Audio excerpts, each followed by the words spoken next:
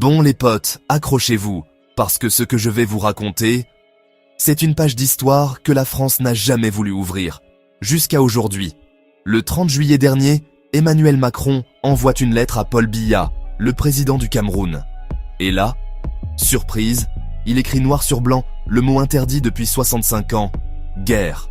Oui, il reconnaît enfin la guerre menée par la France au Cameroun entre 1945 et 1971. Jusque-là, dans les discours officiels français, on disait événement, trouble, opération de maintien de l'ordre.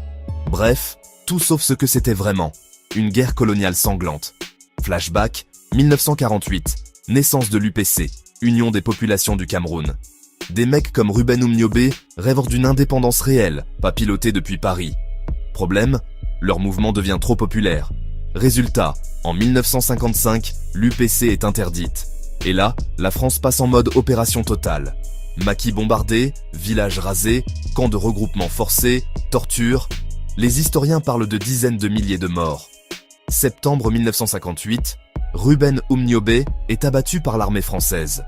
Novembre 1960, Félix Moumié, autre leader UPC, est empoisonné au thallium à Genève par un espion français, William Bechtel. Cette reconnaissance vient après 2 ans d'enquête d'une commission d'historiens franco-camerounais menée par Karine Ramondi et Blik Bassi. 1000 pages, des archives, des témoignages. Mais alors, après les mots, les actes? Pour l'instant, Macron parle de réparation symbolique. Au Cameroun, cette lettre tombe en pleine campagne électorale, avec Paul Biya qui vise son 8e mandat à 92 ans. Conclusion, 65 ans de déni et enfin un mot lâché. Mais la réconciliation, ça se construit pas qu'avec des lettres.